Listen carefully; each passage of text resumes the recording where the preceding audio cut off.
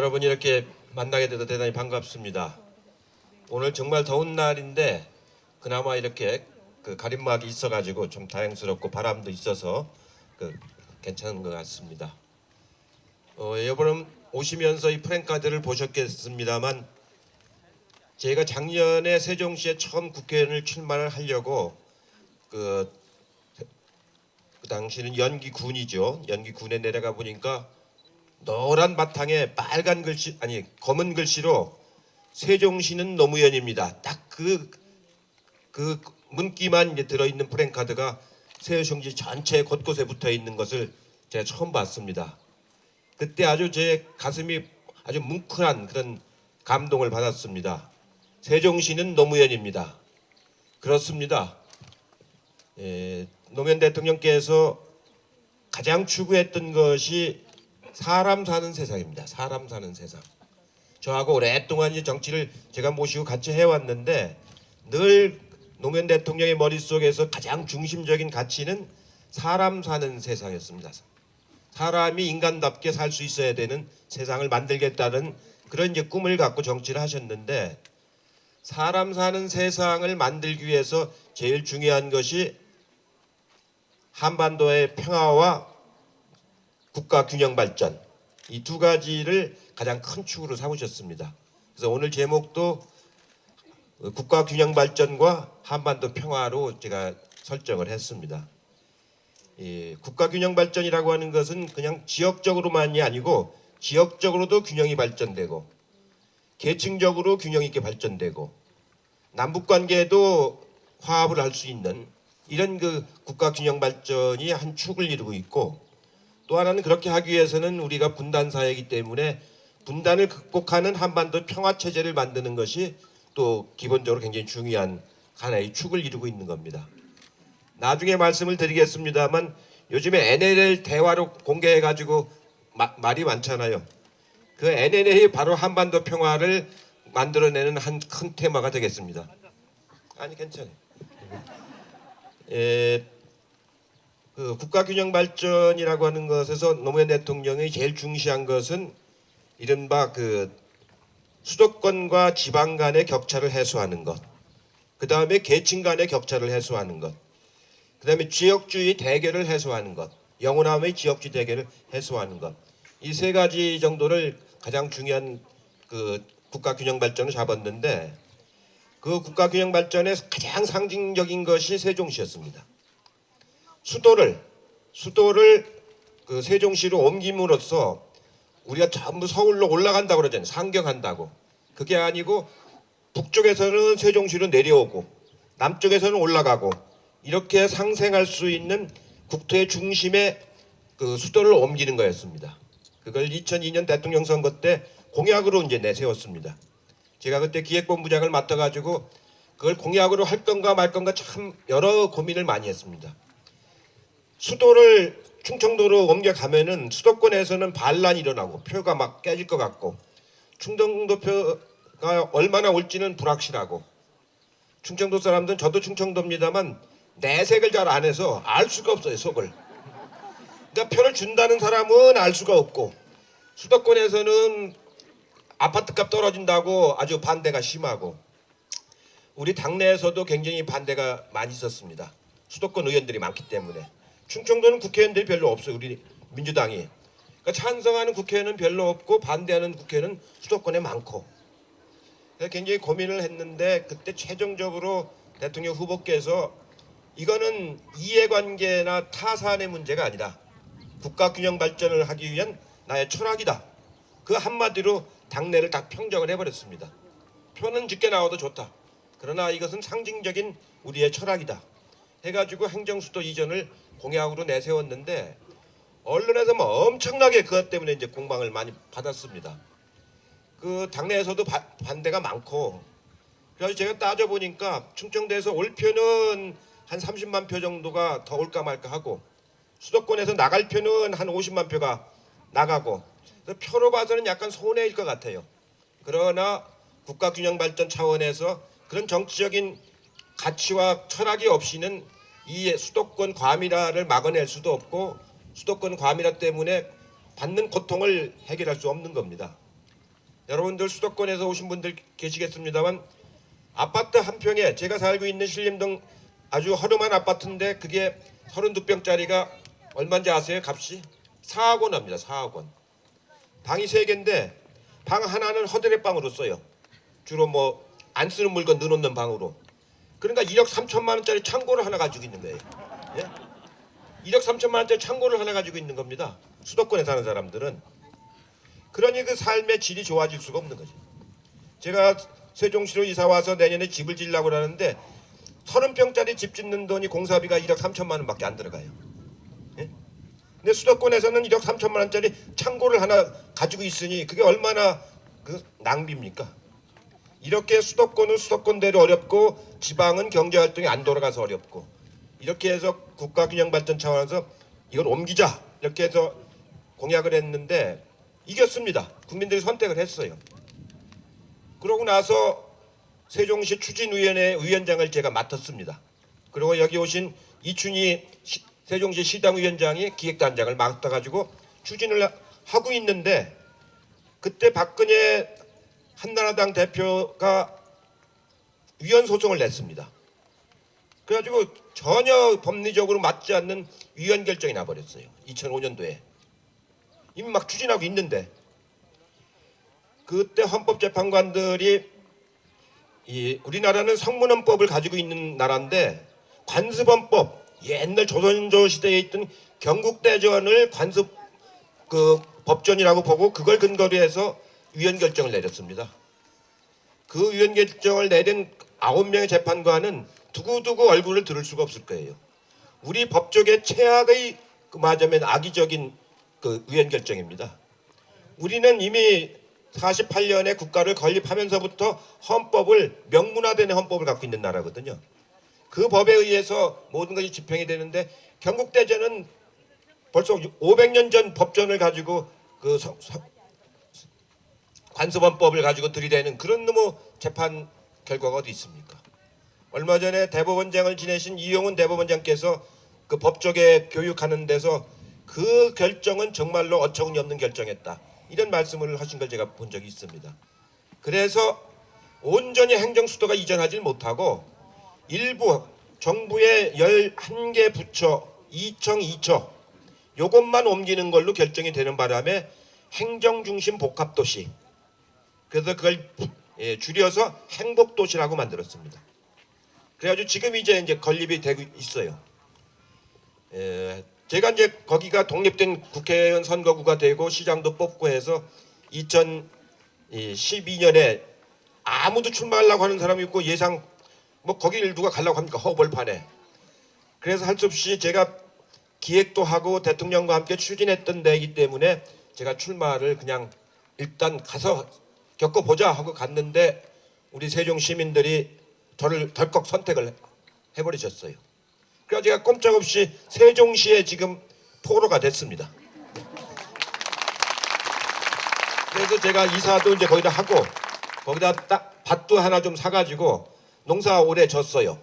그래가지고 지금 딸기, 도마도, 고추, 오이, 가지, 상추, 쑥갓 이건 잔뜩 따먹고 있습니다. 가을에 놀러 오시면은 옥수수가 많이 나올 겁니다. 이제 제가 세종시를 책임지는 입장으로 가서 지금 이제 하고 있습니다. 그렇게 해서 앞으로 한 10여 년 동안 잘 키워가지고 정말로 행정수도가 옮겨온 건 아니지만 행정수도가 옮겨온 건 못지않은 명품 도시를 만들어내는 일이 노무현 대통령의 유지를 잘 발현시키는 일이라고 지금 생각을 하고 있습니다. 그 다음에 국가균형발전 차원에서 중요했던 것이 혁신도시를 만드는 겁니다. 여러분 이쪽 경남에 오면은 옛날 주택공사, 토지공사, 요새는 그걸 LH라고 그러죠. 그걸 중심으로 해서 약 20개의 국가 공공기관이 지금 내려와서 도시 하나를 만들고 있습니다. 광주에는 한전이 중심이 돼서 또 도시를 하나 만들고 있고 전국에 걸쳐서 수도권만 빼고 국가 공공기관을 150개를 지방으로 이전을 시켰습니다. 그때 그 직원들이 안 가려고 그렇게 그 저항을 하고 해도 끝까지 설득을 해서 이 관철을 시켰습니다. 그래가지고 지금 혁신도시가 다 만들어지고 있어요. 김천에 지난번에 갔다 오다 보니까 아주 KTX 김천 옆에다가 잘 만들고 있더구만요. 또 전라북도는 김제 쪽에다 지금 잘 만들고 있고 곳곳에 다 잘 만들고 있습니다. 그런 혁신 도시를 만드는 것이 또 국가 균형 발전 중에 굉장히 중요한 부분입니다. 또 하나는 기업 도시. 기업 도시를 이제 6개를 그때 만들었는데 그건 기업들이 자율권을 달라고 해서 줬는데 기업들이 수익성이 적으니까 잘 지금 추진이 안 돼서 좀 더디 가고 있습니다. 이렇게 해서 행정중심 복합도시, 혁신도시, 기업도시 이 세 개를 만들어내는 것이 일단 국가 균형 발전의 중요한 축으로 삼았습니다. 그 다음에가 이제 복지를 확대하는 겁니다. 사회계층 간의 균형을 완화시키는 겁니다. 그래서 기초노령연금을 그때부터 처음 2006년부터 지급을 하기 시작했습니다. 예, 그때 8만 5천 원 줬는데 이번 대선 공약에서 박근혜 후보가 20만 원으로 올리겠다고 해놓고 지금 약속을 안 지키려고 그래요. 할아버지 할머니들을 슬쩍 이렇게 둘러먹는 거죠. 예, 그건 지켜야 합니다. 우리 할아버지 할머니들이 그 경제개발 과정에서 자기 몸을 바쳐서 거의 산재병을 다 감수해가면서 50년 동안 일해오신 분들인데 이제 그분들의 겨우 용돈 정도 되는 수준을 안 준다는 건 있을 수가 없는 일이죠. 예, 우리 정부 때는 일단 착수를 했습니다.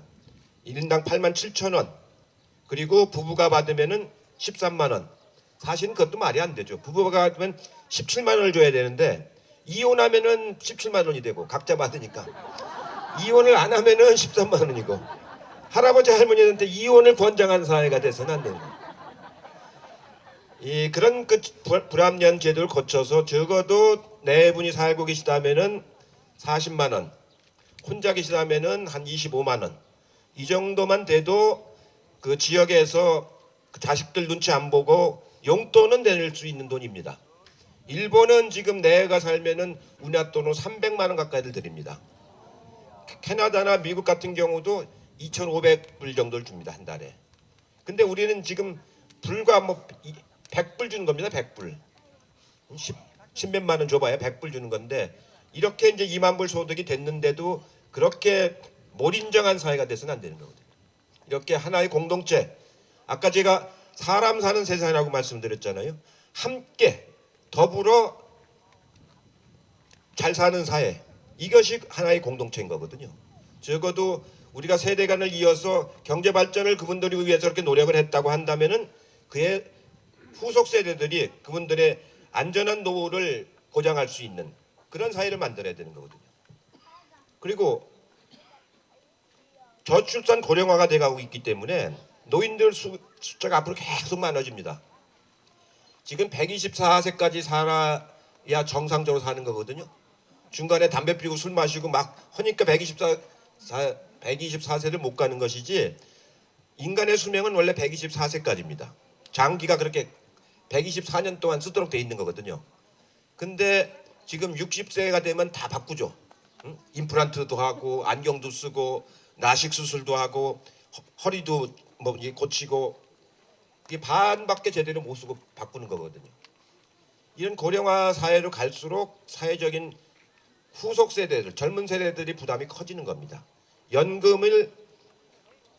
국민연금을 받아야 되는데 낼 사람이 없어지는 거거든요. 지금 원래 연금 체계라는 게 어떻게 되는 거냐면 40년 동안 일하고, 그러니까 25세에서 직장에 들어가 가지고 65세까지 40년 동안 일하고 75세 내지 80세 10년 내지 15년 동안 연금 받다가 돌아가시면 그게 정상적으로 돌아가는 겁니다.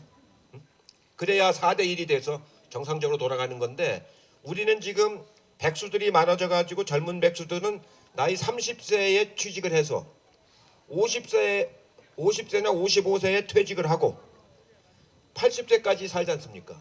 그러니까 25년 일하고 25년을 연금을 받으니까 연금이 남아날 수가 없는 거죠. 그렇기 때문에 이런 그 저출산 고령화 사회에 맞는 새로운 연금 체계를 만들어 나가고 분배 체계를 만들어 나가야 되는 거거든요.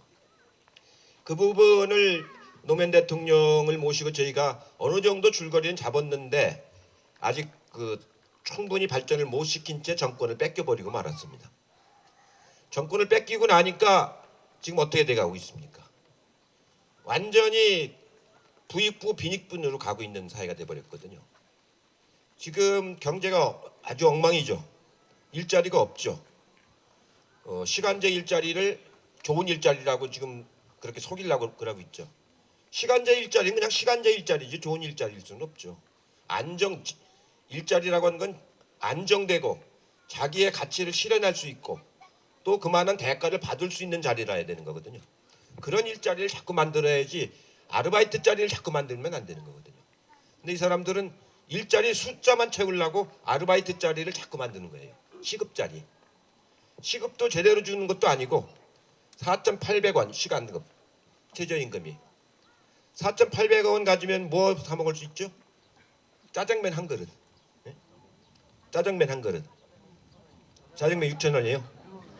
그 동네는 비싸네요. 세종시는 5,000원인데. 원래 그 최저임금을 가지고 무엇 할 수 있는가를 가지고 그 나라의 기준을 삼습니다. 대개 우리는 이제 짜장면 한 그릇 정도를 사 먹는데 다른 나라 웬만한 나라들은 맥도날드 2개 내지 5개를 사 먹습니다. 맥도날드 햄버거에다가 그 콜라까지 포함해서 대개 요즘에 얼마 합니까? 한 6, 7천 원 하나요? 대개 2개 정도를 사 먹을 수 있어야 기본적으로 사람 사는 세상 같은 나라라고 볼 수가 있는 겁니다. 유럽의 나라들이 아주 그 고소득인 데는 5개 정도를 사 먹고 웬만한 나라들은 그 2개 정도를 사 먹습니다. 그러니까 한 3, 4천 원 되는 거예요. 시간급. 이렇게 돼야 사람으로서의 품위를 갖추면서 살 수가 있는 거거든요. 근데 우리 현실은 어떻습니까? 초등학교 다니는 학생들, 중학교, 고등학교 다니는 학생들, 의무교육을 받는 학생들한테 급식을 주자니까 왜 무료로 주느냐? 돈을 받고 줘야지. 저는 그렇게 말하는 사람들의 그 사고방식이 얼마나 잘못된 겁니까? 군대 가 있는 병사한테 도시락 사갖고 와서 보초을 하면 누가 쓰겠어요? 의무교육이면 의무급식을 해줘야 되는 거예요.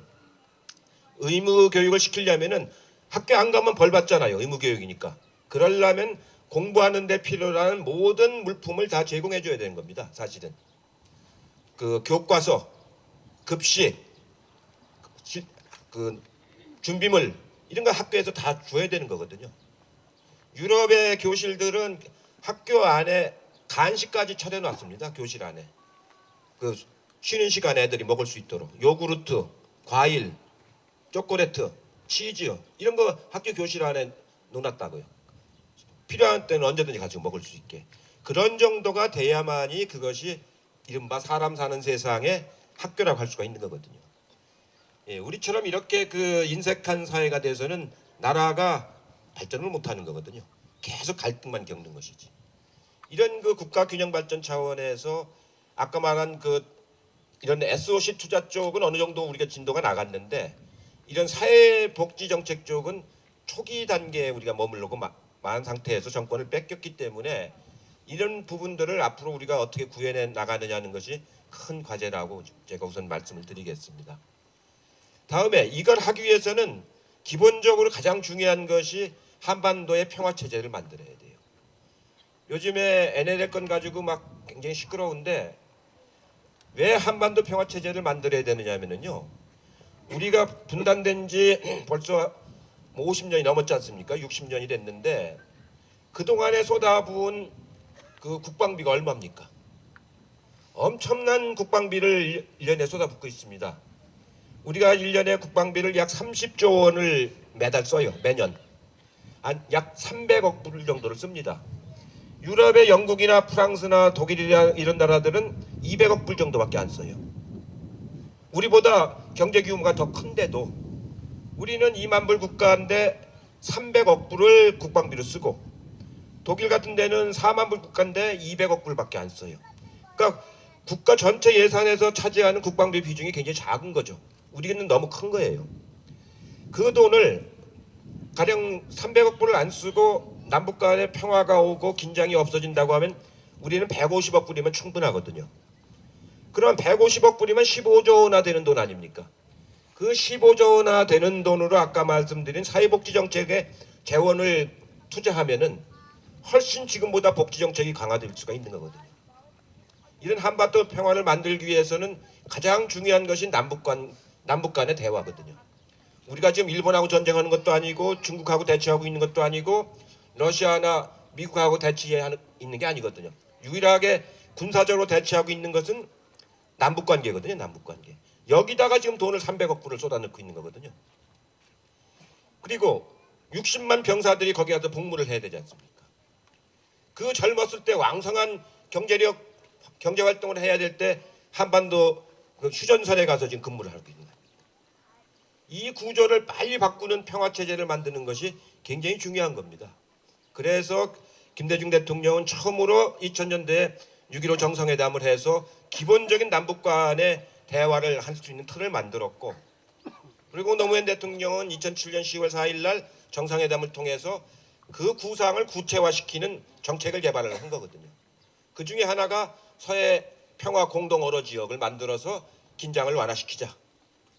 그게 NLL 선입니다. 지금 그 대통령께서 평양에 가시기 전에 공동 어로 구역을 어떻게 만들 거냐, 이걸 참모진들하고 논의하실 적에 NLL 선을 기준으로 해서, NLL은 게 북침 한계선이거든요. 북방 한계선인데 그걸 기준으로 해서 등거리 등면적 같은 거리에 같은 면적으로 하자. 근데 고기가 북쪽에가 많아요. 남쪽보다. 남쪽 고기들은 배가 좋아서 자꾸 잡으니까 북쪽으로 피신을 갔어요. 북쪽은 배가 약하니까 싹쓸이를 못하는데 남쪽은 싹쓸이를 하니까 고기가 NLL 선에서 북쪽이 더 많아요. 남쪽보다. 그러니까 공동구역을 똑같이 해놔버리면은 북쪽 고기만 많이 잡게 되잖아요. 그래서 등면적을 잘 고려해가지고 균형 있게 고기가 잡힐 수 있도록 하자. 그렇게 해서 그 기준을 가지고 협상을 하러 가신 거거든요. 그 기준선이 NLL입니다. 근데 그건 무슨 뭐 NLL을 포기했느니 뭐했느니 한참 막 하다가 드디어는 정상회담 회의록까지 공개를 해버렸잖아요. 정말로 그 해서는 안 되는 일이거든요. 저는 회의록 공개한다고 하길래 탄핵할 때하고 비슷한 느낌을 가졌어요. 2003년도에 탄핵을 할 적에 이 사람들이 탄핵하는 것은 내란 음모에 해당이 되는 거다. 당선된 대통령을 국회에서 몰아낸다는 건 그건 뭐 합법적인 내란 아닙니까? 그래서 내가 하지 말라고 그렇게 얘기했는데 결국 끝내 했어요. 해가지고 역풍이 불어서 열린우리당이 150 몇 명이 당선이 됐죠.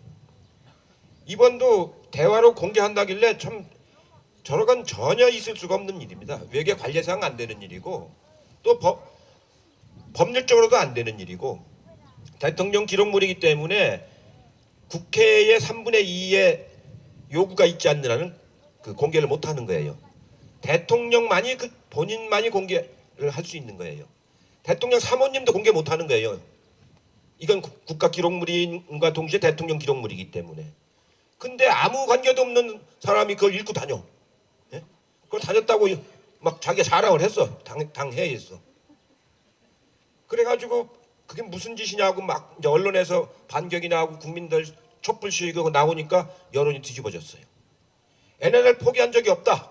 이렇게 믿는 사람이 55%가 나오고 NLL 포기한 것 같다. 이렇게 믿는 사람이 25%밖에 안 나와요. 그러니까 이제 꼬리를 빼고 있어요. 꼬리를 빼고 있는데 이미 걸려버렸어. 이제 읽었다는 것 자체, 소지하고 있다는 것 자체, 그것만으로도 기록물 관리법 위반 사항입니다. 권영세 지금 중국 대사로 가 있죠. 또 김무성 의원이 그걸 가지고 유세 때 써먹었다는 거 아닙니까? 자기가 그렇게 이야기를 했어요. 누가 물어보지도 않았는데. 그러고서 문제가 되니까 기록물이 아니고 그냥 간단한 문건이다 이렇게 얘기를 하는데 말한 표현을 보니까 전문을 갖지 않고서는 할 수 없는 표현들이 다 들어가 있어요. 그래서 이제 그건 오도가도 못하게 됐는데 전 그게 걱정이 아니고 앞으로 박근혜 대통령이 정상회담을 과연 어떻게 할 것이냐 이게 걱정이에요. 이제 남북 정상회담을 하면은 오자마자 공개해야 될 거 아니에요. 지금 시진핑 주석하고 정상회담을 했으면은 오자마자 이제 공개해야 될 거 아니에요. 무슨 얘기를 나눴는가. 외교라고 하는 것은 국가의 이익을 위해서 상대방한테 어떤 때는 존중도 해주고 외교를 하면서 내가 이익을 취하는데 넌 나쁜 놈이다, 나쁜 놈이다 이러면서 그게 나한테 이익을 취할 수 있는 외교가 되겠어요? 적하고도 외교를 해야 되는 거예요. 적하고도. 더군다나 남북 관계는 군사적인 대치 관계 있잖아요. 그 대치한 사람한테 막 협박을 하면서 어떻게 협상이 되겠어요? 서로 존중할 줄 알아야, 역지사지할 줄 알아야 협상이 되는 거죠. 그 협상한 걸 가지고 무슨 뭘 했느니 막 이렇게 하는 이런 몰상식한 사람들한테 나라를 우리가 맡겼다는 게 참 죄송스럽습니다. 작년에 우리가 꼭 이겨서 이걸 끌어갔어야 되는데 우리 국민들은 정말 그 진지하게 많이 그 열심히 다 도와주셨는데 저희들이 잘못해서 당에서 잘못해가지고 결국 100만 표 차이로 이제 졌습니다. 우선 국민들에게 죄송하고 여기 계신 노무현 대통령한테 죄송하고 뭐 모든 분들한테 뭐라고 할 말이 없습니다. 좀 석고대죄를 해야 되는 그런 입장이라서 정치라고 하는 것은 국민들의 여망이 받쳐주면 그걸 받아가지고 선거에서 이기고 좋은 정책을 만들어서 국민과 함께 그걸 펼쳐나가고 하는 것이 정치인데 국민들의 그 여망을 저희가 충분히 수렴을 못해가지고 이렇게 됐습니다. 저희는 뭐 이제 또 반성을 많이 합니다만 반성해서 끝날 일이 아니고 계속해서 이제 새로운 또 희망을 가지고 이제 해나가야 되는데 요즘 NLL 문제를 가지고 이렇게 보니까 참 너무 저 사람들이 뭐라 그럴까요? 좀 무지막지하고 이 염치도 없고 미래도 생각지 않고 자기 스스로 자승자박이 되는 겁니다. 박근혜 대통령이 언젠가는 남북 대화를 해야 될 텐데 김정은 위원장하고 정상회담을 해야 될 텐데 서로 간에 이제는 언제 이 기록물이 공개될지 모르니까 허심탄회한 얘기를 할 수가 없지 않습니까? 이제 서로 말하자면 욱박지르는 얘기나 해야 돌아와서 국민들한테 내가 이렇게 욱박지르습니다. 이렇게 얘기해야 되는 상황이 된 거 아니에요. 이런 그 자승자박하고 앞을 한치도 못 알아보는 이런 상황이 됐는데 다행히 국민들 여론이 아까 말씀드린 것처럼 반전이 됐습니다. 아마 죽은 공명이 산 중달을 쫓는다고 옛날 삼국지에서 그랬는데 노무현 대통령이 돌아가셨지만 그 대통령을 폄훼하고 왜곡하려고 했던 사람들이 이제 여론에 쫓기고 있습니다. 이제는 자기들이 벌려놓고 중단하자 이러고 있지 않습니까? 그러니까 뻔뻔스럽게 이를 데 없는 사람들인데 일단 이 사람들이 집권 세력이기 때문에 이 사람들을 향해서 우리가 앞으로도 정말로 집요하고 아주 철저한 그 분발을 하지 않고서는 이 나라의 평화를 만들 수가 없습니다. 여러분 한번 생각을 해보십시오. 개성공단에 가 있는 우리나라 130개의 기업들이 5만 명의 노동자들을 고용을 하고 있습니다. 5만 명. 그 사람들이 한 달에 받는 월급이 다 포함해서 130불입니다. 130불. 우리나라 돈으로 15만 원. 15만 원이면 우리나라에서 일당이죠. 하루 일당. 남성들 하루 일당. 그게 그 사람들이 한 달에 받는 월급입니다. 지금 중국에 있는 노동자들이 한 달에 받는 월급이 대개 300불입니다. 300불. 그러니까 개성공단에 있는 사람들보다 중국 노동자들이 2.5배 정도 받습니다. 그러니 근데 이 사람들은 전부 고등학교를 졸업한 사람들이에요. 북한은 일찌감치 고등학교까지 다 의무교육을 다 이행을 했기 때문에 고등학교 이하 학력자는 없습니다. 그래서 교육을 시키기가 아주 좋아요. 다른 나라 가면 언어가 우선 안 통하고 교육을 시키기가 어려운데 개성공단은 아주 그게 쉽습니다. 그래서 생산성이 높아요. 월급은 절반이 안 되는데 생산성이 한 2배쯤 됩니다. 중국이나 베트남 노동자들에 비해서. 그러니까 한 4배의 효과가 있는 거예요. 4배의 효과가. 그런 사람들이 5만 명이 있는데 그게 지금 중단돼 버렸지 않습니까?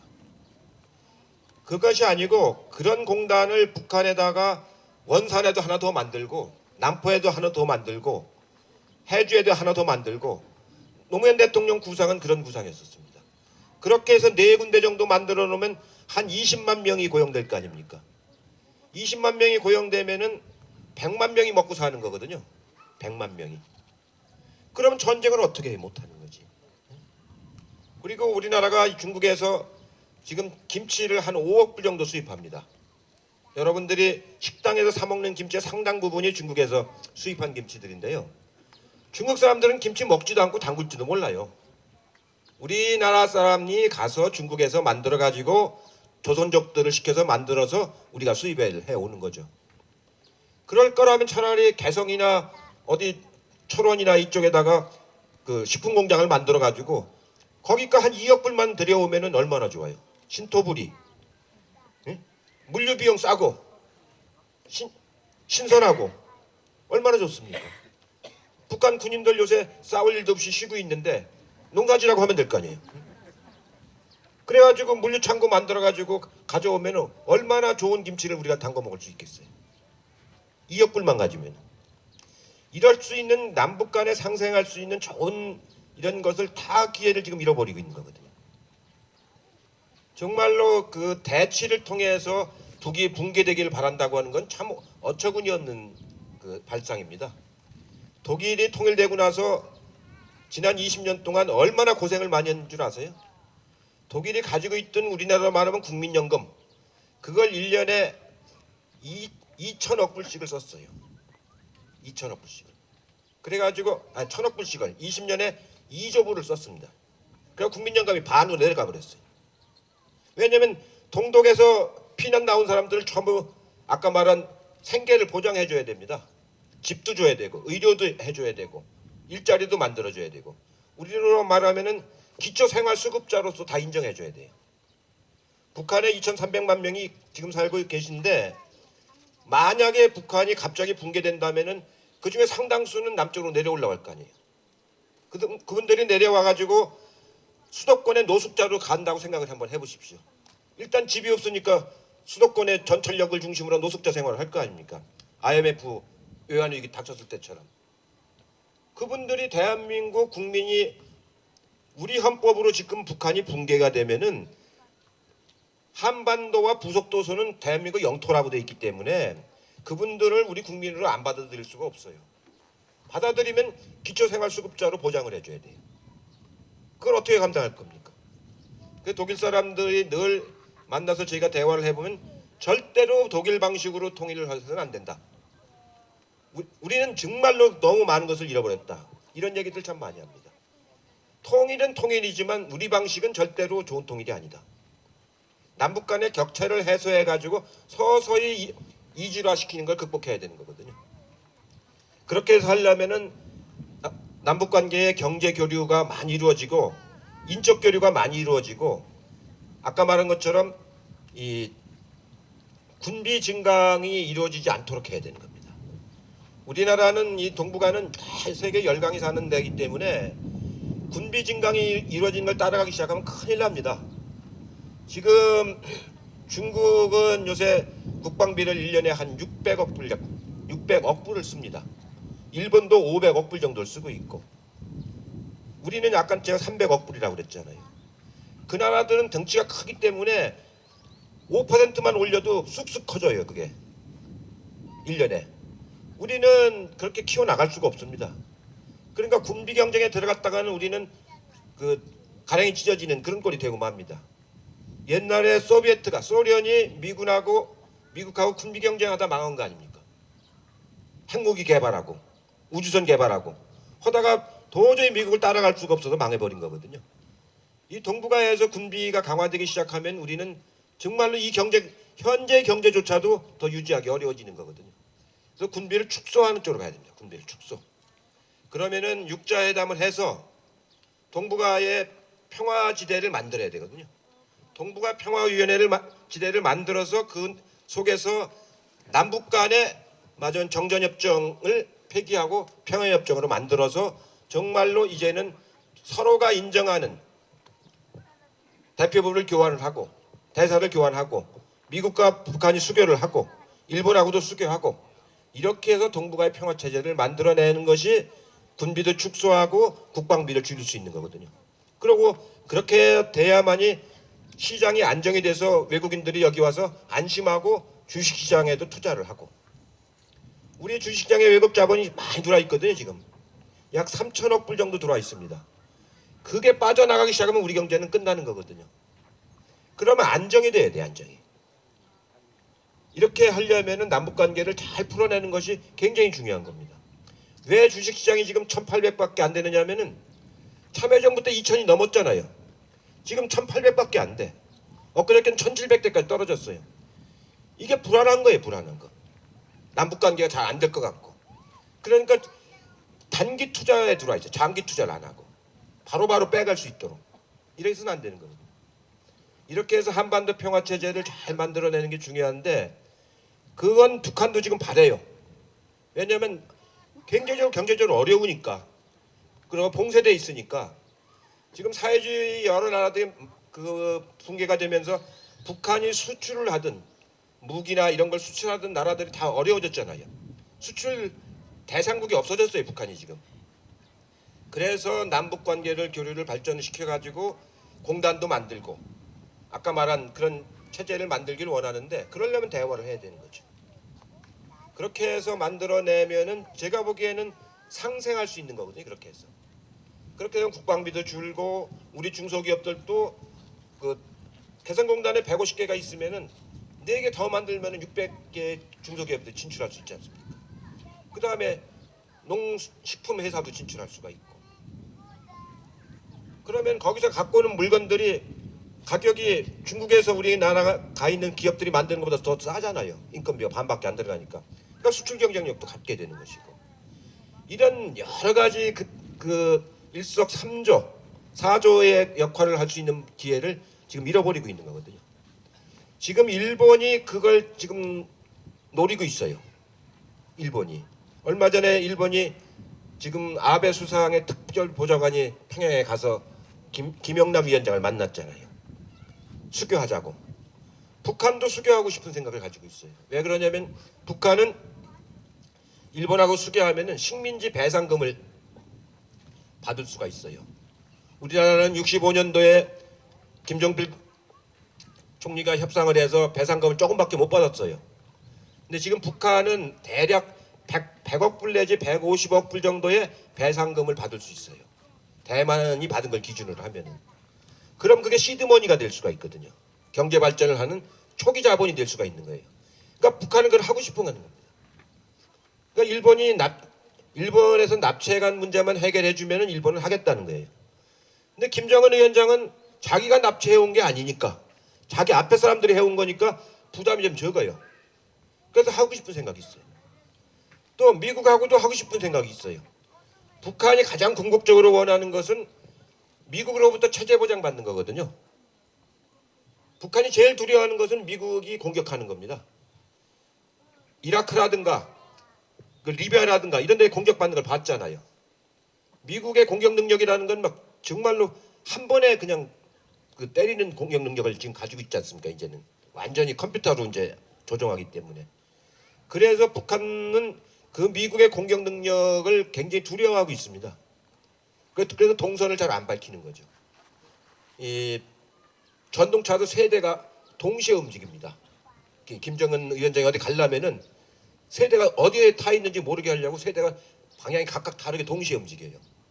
승용차도 마찬가지고. 이럴 정도로 굉장히 그 위협감을 느끼고 있기 때문에 궁극적으로 자기들 체제가 보장되려면은 미국하고 수교를 해야 되는 거거든요. 미국하고 수교를 하려는데 미국의 요구가 비핵을 전제로 하는 거죠. 비핵을. 한반도 비핵화를. 그렇기 때문에 그걸 가지고 협상하자고 지금 북한이 나오고 있는 거죠. 얼마 전까지만 해도 우리는 핵 보유국이다. 비핵이라는 건 말도 꺼내지 마라. 이렇게 얘기하다가 지금 한번 물러섰어요. 이제. 얘기 한번 해보자. 비핵 문제 포함해서.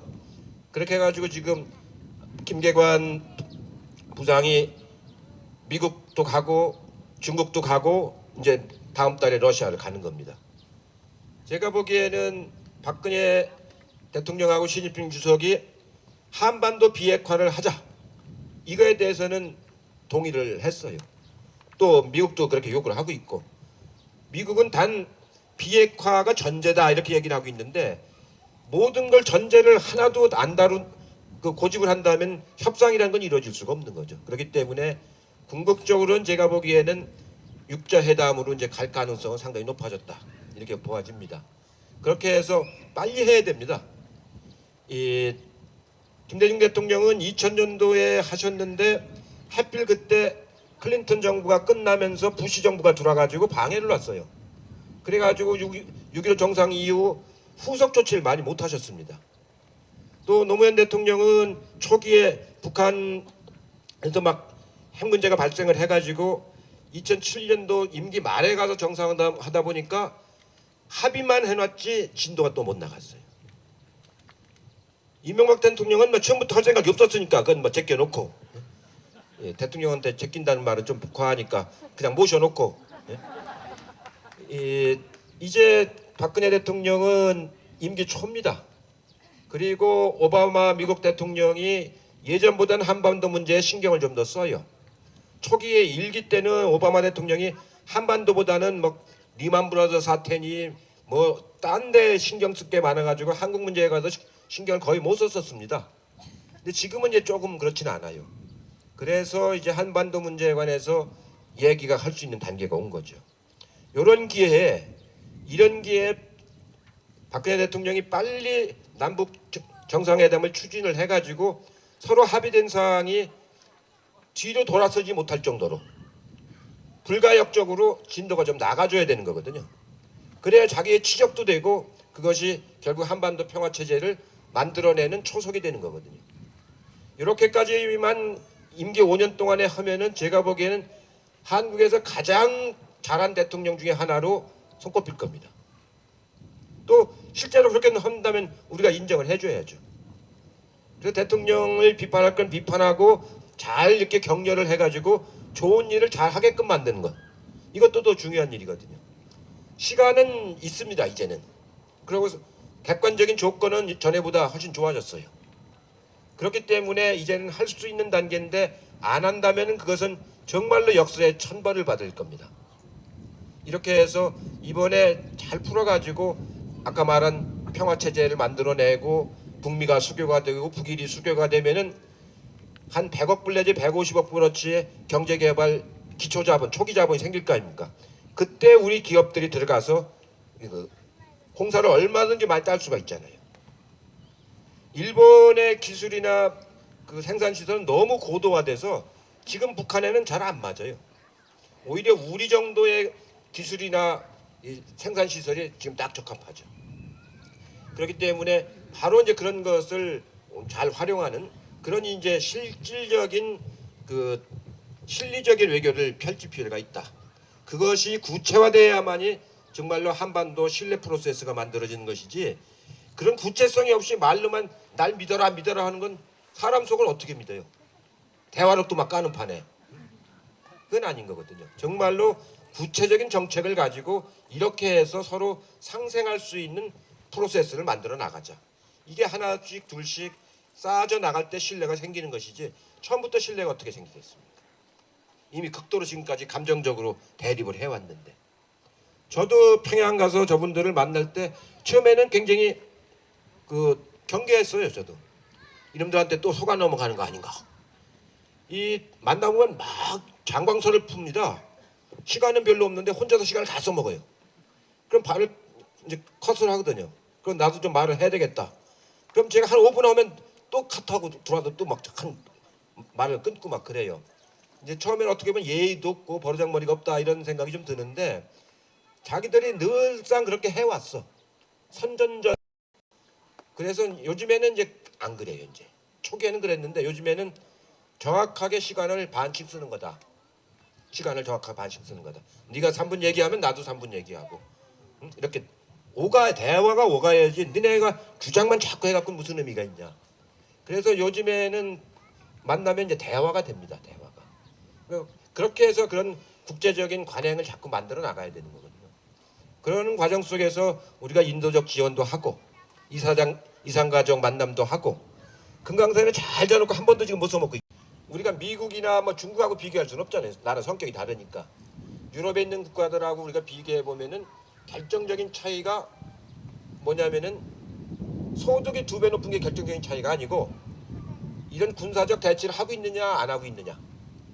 유럽은 20세기에 1, 2차 세계대전을 치렀지만 21세기에 들어와가지고 독일이 반성을 해갖고 EU라고 하는 공동체를 만들었잖아요. 그래가지고 이 경계가 없어졌어요. 경계가. 이 기름값이 독일이 싸면은요, 헝가리 사람들이 독일을 거쳐서 어디 딴 나라로 가요. 이제 국경선이 없어졌으니까. 그럴 정도로 유럽은 평화지대가 돼버린 거예요. 이제 군복 입은 사람을 볼 수가 없으니까. 근데 우리는 세계 최강의 맞으면 군사적 강국들이 지금 포진해 있는 나라입니다.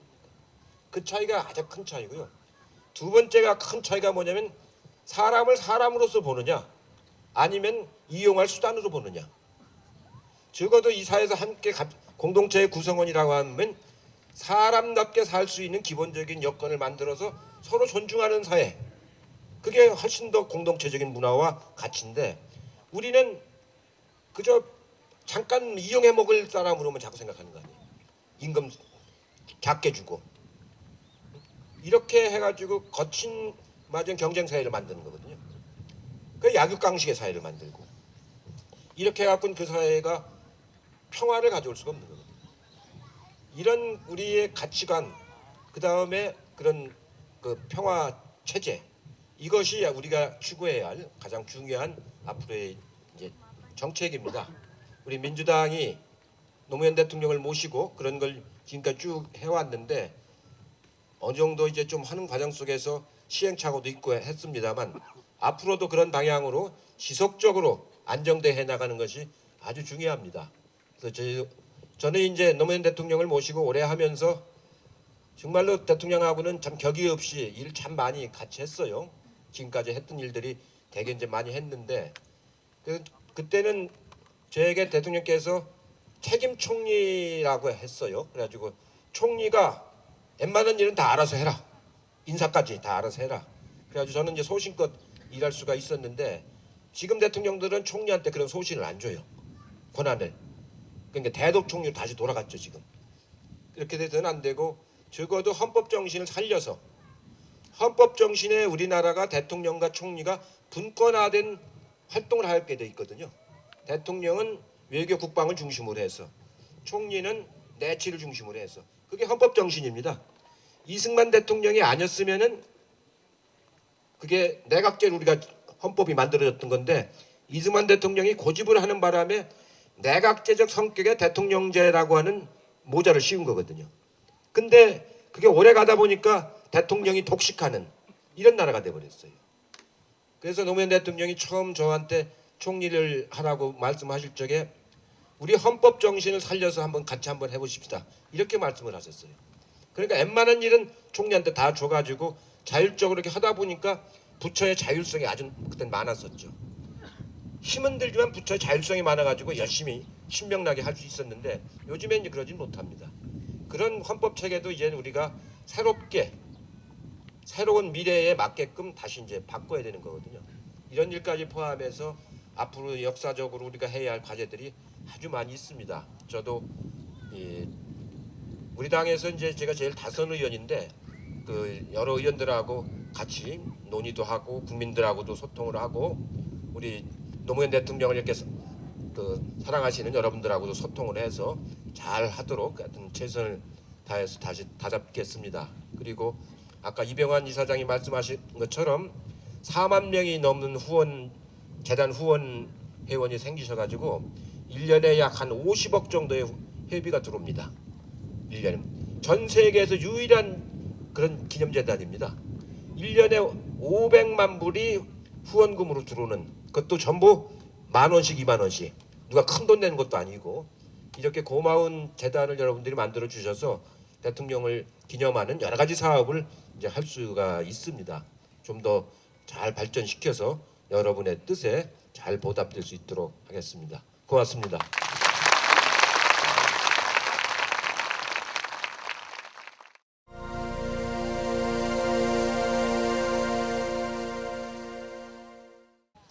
여러분 이쪽 경남에 오면은 옛날 주택공사, 토지공사, 요새는 그걸 LH라고 그러죠.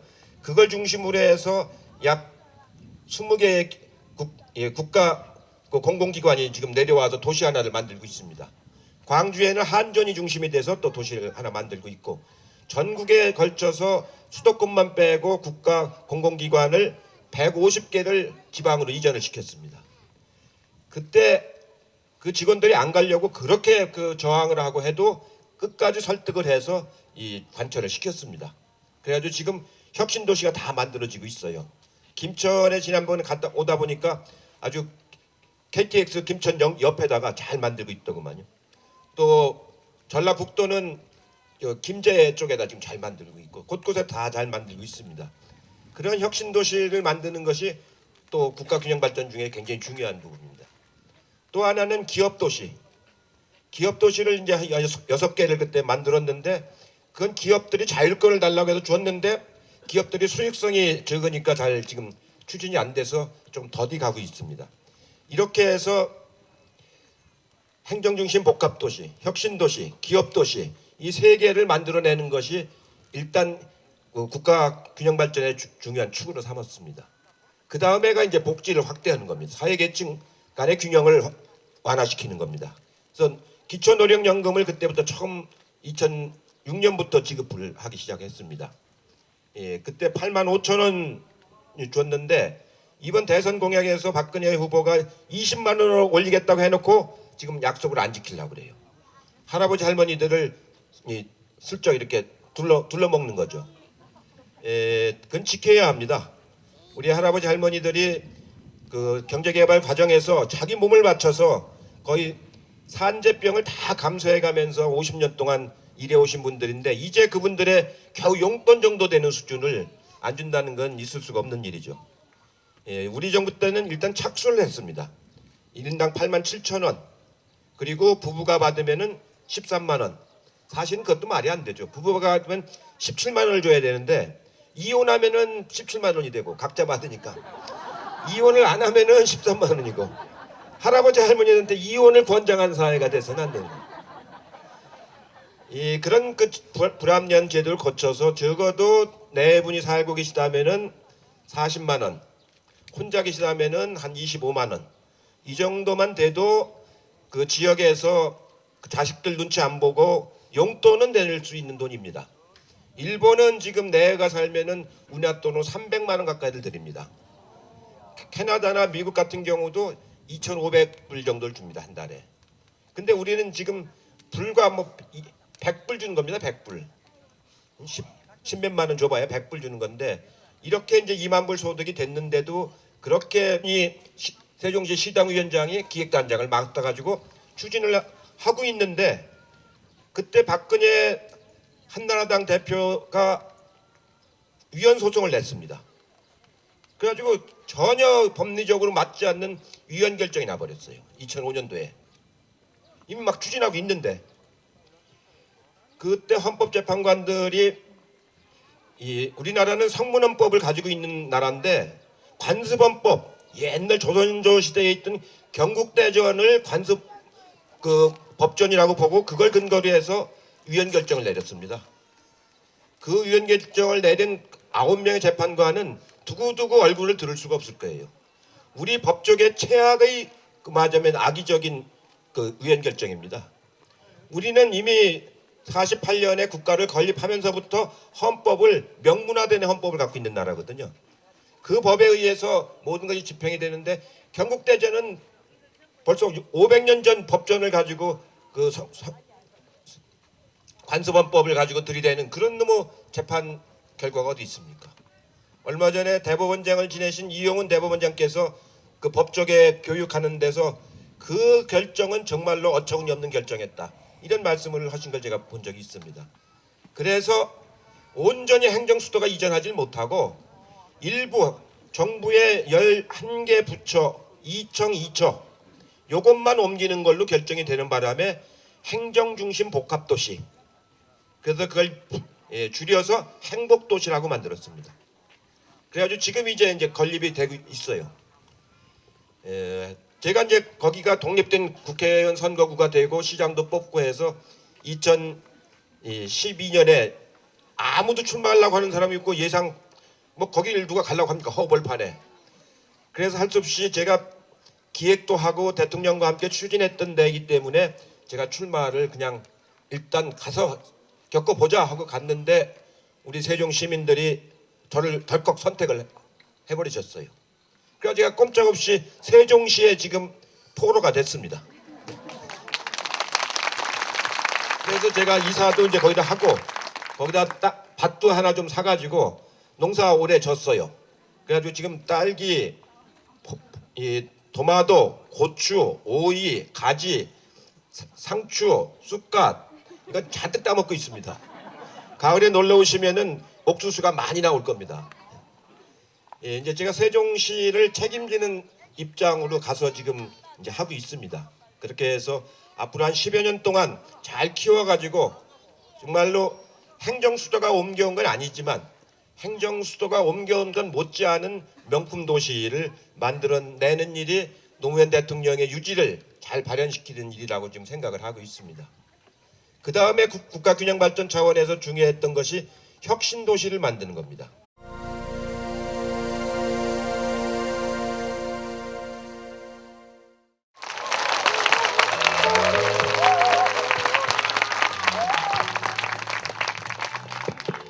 예, 여러분 이렇게 만나게 돼서 대단히 반갑습니다. 오늘 정말 더운 날인데 그나마 이렇게 가림막이 있어가지고 좀 다행스럽고 바람도 있어서 괜찮은 것 같습니다.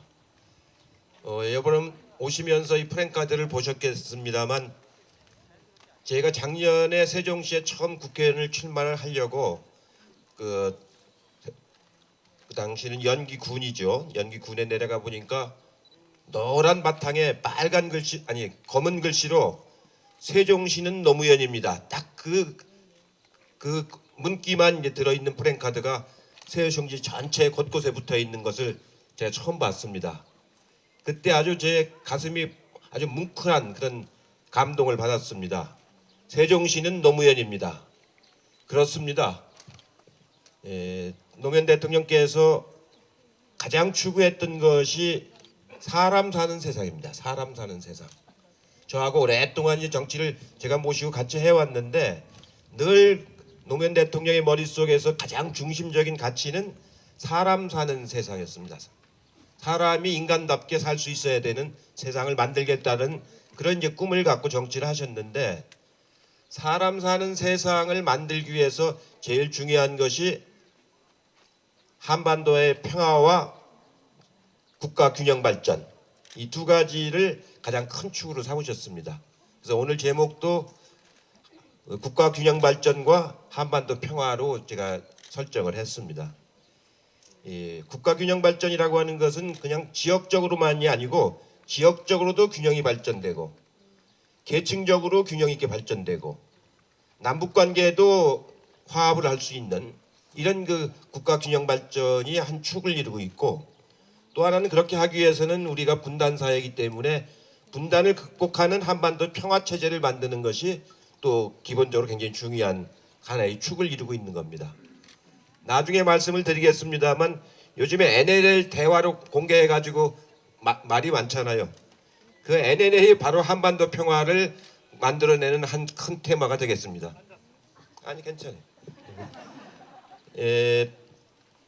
국가균형 발전이라고 하는 것에서 노무현 대통령이 제일 중시한 것은 이른바 수도권과 지방 간의 격차를 해소하는 것, 그 다음에 계층 간의 격차를 해소하는 것, 그 다음에 지역주의 대결을 해소하는 것, 영호남의 지역주의 대결을 해소하는 것, 이 세 가지 정도를 가장 중요한 국가균형 발전을 잡았는데 그 국가균형 발전의 가장 상징적인 것이 세종시였습니다. 수도를 세종시로 옮김으로써 우리가 전부 서울로 올라간다고 그러잖아요. 상경한다고. 그게 아니고 북쪽에서는 세종시로 내려오고 남쪽에서는 올라가고 이렇게 상생할 수 있는 국토의 중심에 수도를 옮기는 거였습니다. 그걸 2002년 대통령 선거 때 공약으로 이제 내세웠습니다. 제가 그때 기획본부장을 맡아가지고 그걸 공약으로 할 건가 말 건가 참 여러 고민을 많이 했습니다. 수도를 충청도로 옮겨가면은 수도권에서는 반란이 일어나고 표가 막 깨질 것 같고 충청도 표가 얼마나 올지는 불확실하고 충청도 사람들은 저도 충청도입니다만 내색을 잘 안 해서 알 수가 없어요, 속을. 그러니까 표를 준다는 사람은 알 수가 없고, 수도권에서는 아파트값 떨어진다고 아주 반대가 심하고, 우리 당내에서도 굉장히 반대가 많이 있었습니다. 수도권 의원들이 많기 때문에. 충청도는 국회의원들이 별로 없어요, 우리 민주당이. 그러니까 찬성하는 국회의원은 별로 없고 반대하는 국회의원은 수도권에 많고. 그래서 굉장히 고민을 했는데, 그때 최종적으로 대통령 후보께서 이거는 이해관계나 타산의 문제가 아니다, 국가 균형 발전을 하기 위한 나의 철학이다, 그 한마디로 당내를 다 평정을 해버렸습니다.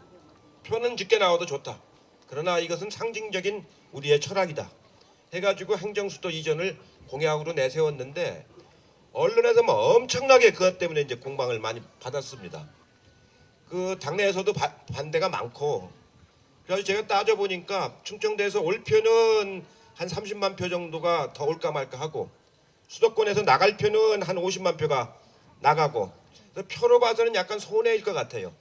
그러나 국가균형발전 차원에서 그런 정치적인 가치와 철학이 없이는 이 수도권 과밀화를 막아낼 수도 없고, 수도권 과밀화 때문에 받는 고통을 해결할 수 없는 겁니다.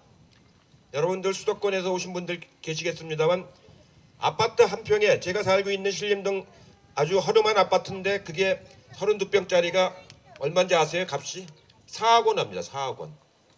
방이 3개인데 방 하나는 허드렛방으로 써요. 주로 뭐 안 쓰는 물건 넣어놓는 방으로. 그러니까 1억 3천만 원짜리 창고를 하나 가지고 있는 거예요. 예? 1억 3천만 원짜리 창고를 하나 가지고 있는 겁니다. 수도권에 사는 사람들은. 그러니 그 삶의 질이 좋아질 수가 없는 거죠. 제가 세종시로 이사 와서 내년에 집을 지으려고 하는데 30평짜리 집 짓는 돈이 공사비가 1억 3천만 원밖에 안 들어가요. 예? 근데 수도권에서는 1억 3천만 원짜리 창고를 하나 가지고 있으니 그게 얼마나 그 낭비입니까? 이렇게 수도권은 수도권대로 어렵고 지방은 경제활동이 안 돌아가서 어렵고, 이렇게 해서 국가균형발전 차원에서 이걸 옮기자 이렇게 해서 공약을 했는데 이겼습니다. 국민들이 선택을 했어요. 그러고 나서 세종시 추진위원회 위원장을 제가 맡았습니다. 그리고 여기 오신 이춘, 몰인정한 사회가 돼서는 안 되는 거거든요. 이렇게 하나의 공동체, 아까 제가 사람 사는 세상이라고 말씀드렸잖아요. 함께 더불어 잘 사는 사회, 이것이 하나의 공동체인 거거든요. 적어도 우리가 세대 간을 이어서 경제 발전을 그분들이 위해서 이렇게 노력을 했다고 한다면은 그의 후속 세대들이 그분들의 안전한 노후를 보장할 수 있는 그런 사회를 만들어야 되는 거거든요. 그리고 저출산 고령화가 돼가고 있기 때문에 노인들 숫자가 앞으로 계속 많아집니다. 지금 124세까지 살아야 정상적으로 사는 거거든요. 중간에 담배 피우고 술 마시고 막 하니까 124세를 못 가는 것이지, 인간의 수명은 원래 124세까지입니다. 장기가 그렇게 124년 동안 쓰도록 돼 있는 거거든요. 근데 지금 60세가 되면 다 바꾸죠. 응? 임플란트도 하고 안경도 쓰고 라식 수술도 하고 허리도 뭐 고치고, 이게 반밖에 제대로 못 쓰고 바꾸는 거거든요. 이런 고령화 사회로 갈수록 사회적인 후속 세대들, 젊은 세대들이 부담이 커지는 겁니다. 연금을, 국민연금을 받아야 되는데 낼 사람이 없어지는 거거든요. 지금 원래 연금 체계라는 게 어떻게 되는 거냐면 40년 동안 일하고, 그러니까 25세에서 직장에 들어가 가지고 65세까지 40년 동안 일하고 75세 내지 80세 10년 내지 15년 동안 연금 받다가 돌아가시면 그게 정상적으로 돌아가는 겁니다. 그래야 4대 1이 돼서 정상적으로 돌아가는 건데, 우리는 지금 백수들이 많아져 가지고 젊은 백수들은 나이 30세에 취직을 해서 50세나 55세에 퇴직을 하고 80세까지 살지 않습니까? 그러니까 25년 일하고 25년을 연금을 받으니까 연금이 남아날 수가 없는 거죠. 그렇기 때문에 이런 그 저출산 고령화 사회에 맞는 새로운 연금 체계를 만들어 나가고 분배 체계를 만들어 나가야 되는 거거든요. 그 부분을 노무현 대통령을 모시고 저희가 어느 정도 줄거리는 잡았는데 아직 그 충분히 발전을 못 시킨 채 정권을 뺏겨버리고 말았습니다. 정권을 뺏기고 나니까 지금 어떻게 돼가고 있습니까? 완전히 부익부 빈익분으로 가고 있는 사회가 돼버렸거든요. 지금 경제가 아주 엉망이죠. 일자리가 없죠. 시간제 일자리를 좋은 일자리라고 지금 그렇게 속이려고 그러고 있죠. 시간제 일자리는 그냥 시간제 일자리지 좋은 일자리일 수는 없죠. 일자리라고 하는 건 안정되고 자기의 가치를 실현할 수 있고 또 그만한 대가를 받을 수 있는 자리라 해야 되는 거거든요. 그런 일자리를 자꾸 만들어야지 아르바이트 자리를 자꾸 만들면 안 되는 거거든요. 근데 이 사람들은 일자리 숫자만 채우려고 아르바이트 자리를 자꾸 만드는 거예요. 시급 자리. 시급도 제대로 주는 것도 아니고